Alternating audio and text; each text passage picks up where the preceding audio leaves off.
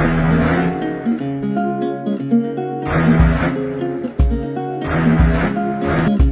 देख रहे हैं MTPS नेटवर्क चैनल और मैं हूं मिस्टर शाह। आप सभी का स्वागत है आपके अपने चैनल MTPS नेटवर्क में। MTPS नेटवर्क एक ऐसा चैनल है जो आपको देता है देश दुनिया की लेटेस्ट और ब्रेकिंग न्यूज। आज की लेटेस्ट और ब्रेकिंग न्यूज है, सीधे चलते हैं महाराष्ट्र ने किया लॉकडाउन 4 का ऐलान। 31 मई तक बढ़ाई पाबंदियां। महाराष्ट्र ने 31 मई तक बढ़ाया लॉकडाउन। सख्ती से लागू होंगे लॉकडाउन के प्रावधान। महाराष्ट्र लॉकडाउन से सबसे ज्यादा है प्रभावित। महाराष्ट्र सरकार ने लॉकडाउन 4 का ऐलान कर दिया है। आज लॉकडाउन 3 की मियाद खत्म हो रही है। केंद्र सरकार आज लॉकडाउन 4 के नियम कायदों का ऐलान करने वाली है। इससे पहले ही महाराष्ट्र सरकार ने लॉकडाउन को 31 मई तक बढ़ा दिया गया है।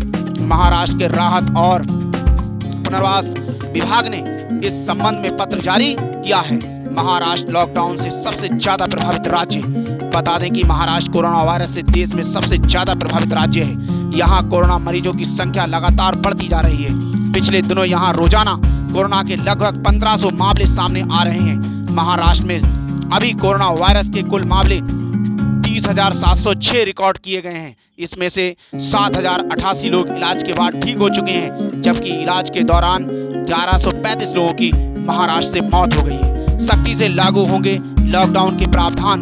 महाराष्ट्र सरकार की ओर से जारी पत्र में कहा गया है कि राज्य में कोविड-19 के संक्रमण की स्थिति को देखते हुए लॉकडाउन बढ़ाना जरूरी है। इसलिए राज्य सरकार 31 मई की आधी रात तक लॉकडाउन को बढ़ाने का फैसला करती है।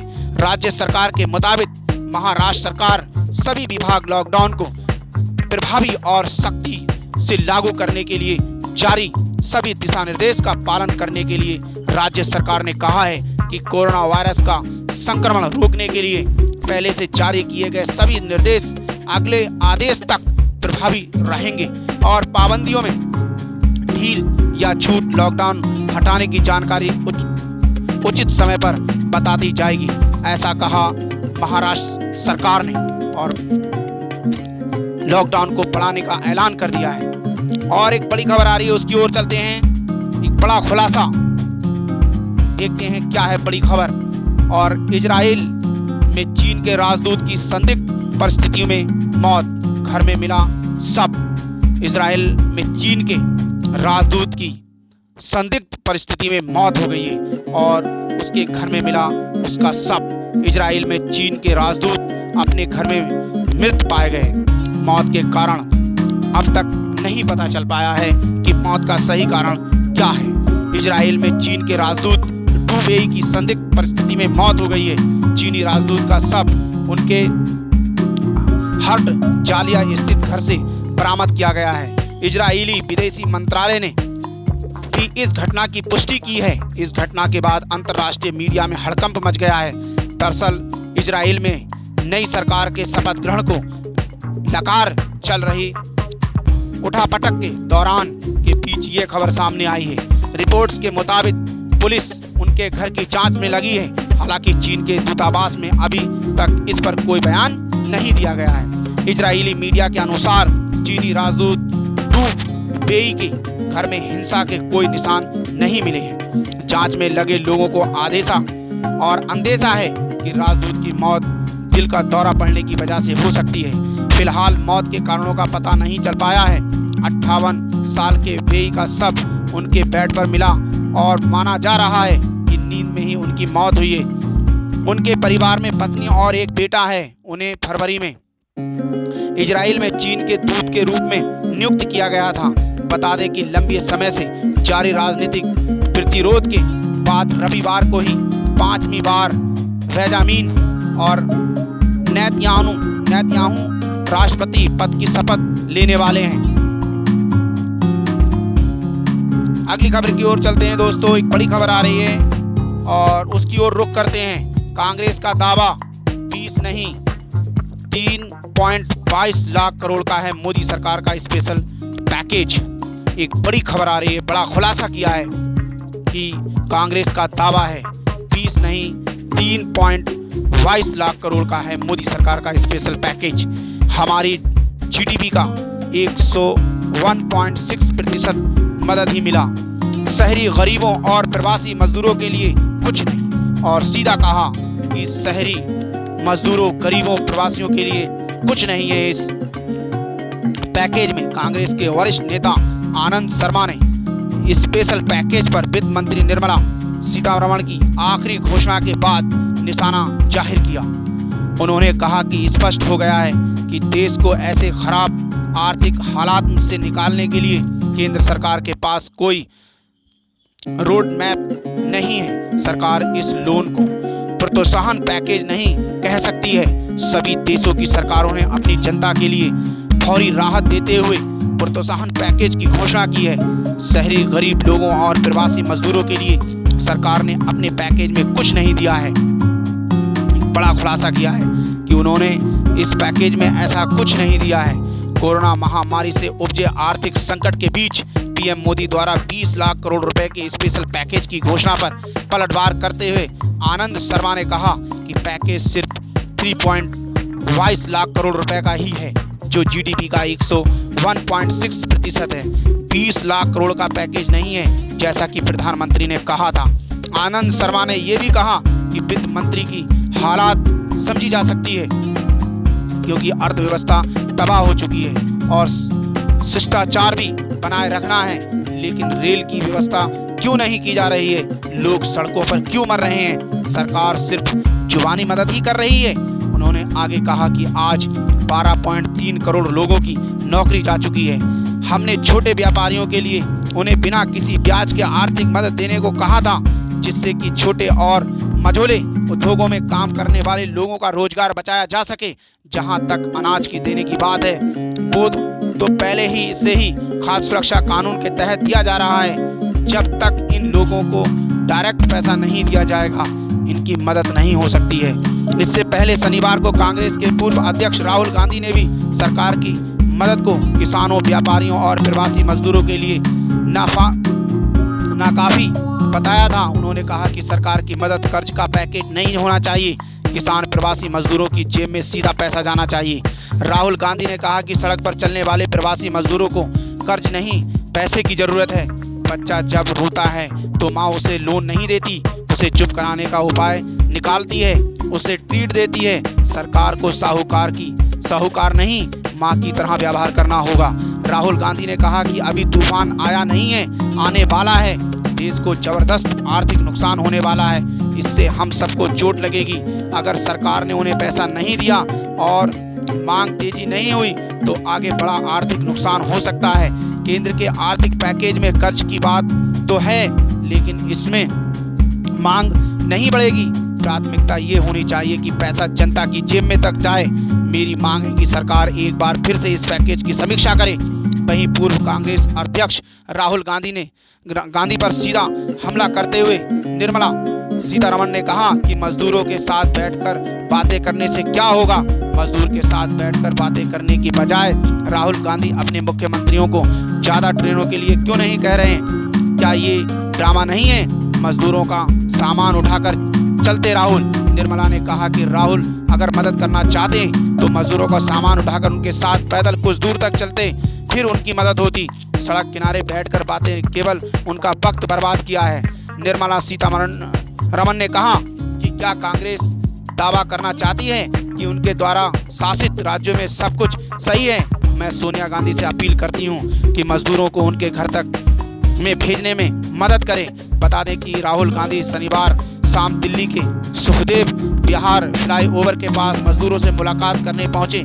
राहुल ने फुटपाथ पर बैठकर उनसे बातचीत की और उनकी समस्या सुनी। एक प्रवासी मजदूर देवेंद्र ने बताया कि राहुल गांधी कुछ देर पहले हमसे मिलने आए थे।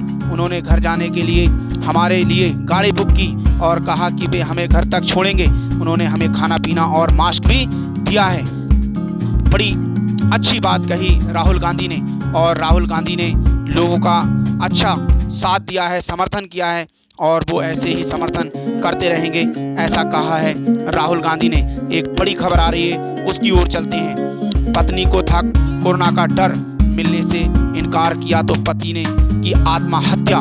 उत्तर प्रदेश के जौनपुर में कोरोना के डर की वजह से एक युवती की जिंदगी उजड़ गई। दरअसल होम क्वारंटीन में रह रहे एक शख्स की पत्नी ने उससे मिलने से इनकार कर दिया तो युवक ने फंदा लगाकर खुदकुशी कर ली। जय कुमार मौर्य नाम का शख्स 4 दिन पहले ही मुंबई से लौटा था और अपने घर में अलग कमरे में होम क्वारंटीन था।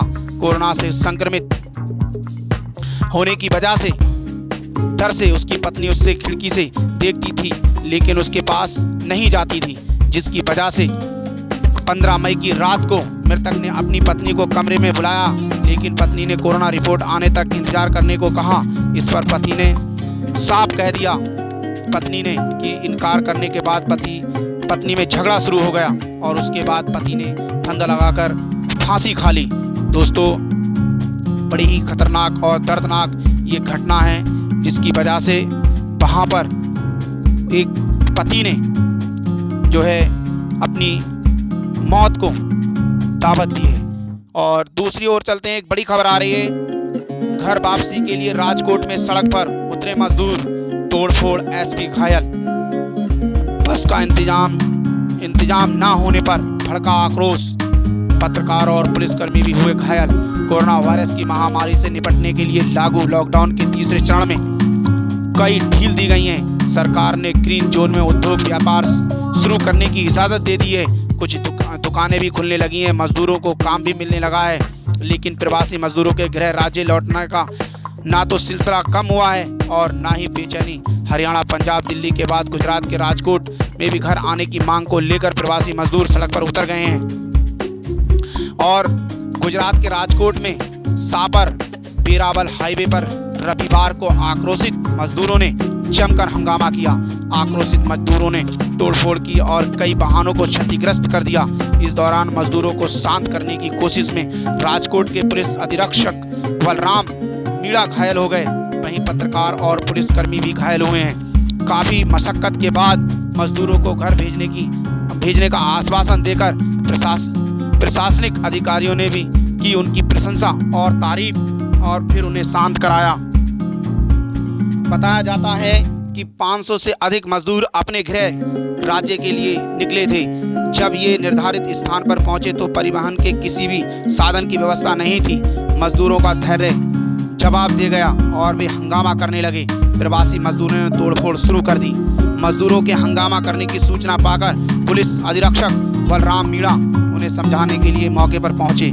तोड़फोड़ के दौरान उन्हें भी चोट आई। गौरतलब है कि पैदल ही अपने घर जा रहे मजदूरों ने हरियाणा के यमुनानगर में हाईवे जाम कर प्रदर्शन किया। वहीं उत्तर प्रदेश में भी मजदूरों ने कानपुर नकलऊ हाईवे पर प्रदर्शन किया। दिल्ली में यूपी बॉर्डर पर बड़ी तादाद में मजदूर जमा हो गए थे। बता दें कि कुछ दिन पहले सूरत में भी प्रवासी मजदूरों ने जाने की मांग को लेकर बड़ा प्रदर्शन किया था और मतलब जो है सरकार से उन्होंने मांग की थी कि हमें हमारे राज्य हमारे घर भेजा जाए। दोस्तों, कोरोना ट्रैकर की बात करें तो भारत में कुल कन्फर्म केस और भारत में कुल रिकवर केस और भारत में कुल डीथ केस की बात करें और पूरे विश्व कोरोना ट्रैकर की बात करें तो पूरे विश्व में कितने कन्फर्म केस हैं, कितने रिकवर केस हैं और उसी के साथ पूरे भारत में पूरे विश्व से कितने लोगों की मौत हो गई है। पूरे विश्व कोरोना ट्रैकर की बात करें और आज उसी के साथ लॉकडाउन 3 का अंत है। लॉकडाउन 4 आज शुरू होगा। तो आज भारत के पीएम प्रधानमंत्री आज संवाद करेंगे, संबोधित करेंगे और आप सबको बताएंगे कि लॉकडाउन 4 में क्या क्या शर्तें होंगी और क्या क्या नियम होंगे, किस तरीके से कितनों को छूट मिलेगी और क्या क्या चालू होंगे और क्या क्या बंद होंगे। इस सब के बारे में आज संबोधित करेंगे भारत के प्रधानमंत्री नरेंद्र मोदी। उससे पहले हम कोरोना ट्रैकर की बात करते हैं तो भारत में कुल कन्फर्म केस 90,927 आंकड़ा पहुंच गया है, जो 1 लाख के बिल्कुल नज़दीक है। और रिकवर केस की बात करें तो 34,109 लोग कोरोना वायरस से सही होकर जा चुके हैं अपने घर। उसी के साथ पूरे भारत से 2,872 लोगों की मौत हो गई है कोरोना वायरस की चपेट में आ जाने से। पूरे विश्व की कोरोना ट्रैकर की बात करें तो पूरे विश्व में 46,37,130 कुल कन्फर्म केस है पूरे विश्व से।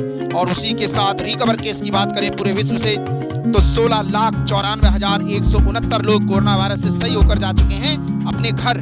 और पूरे विश्व से डीथ केस की बात करें तो 3,11,8 843 लोगों की कोरोना वायरस की चपेट में आ जाने से पूरे विश्व से हो गई है मौत।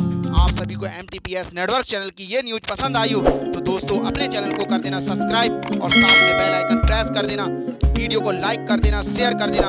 एक नई लेटेस्ट और ब्रेकिंग न्यूज के साथ फिर उपस्थित होऊंगा। तब तक के लिए मिस्टर शाह को दीजिए इजाजत। आपका दिन शुभ हो।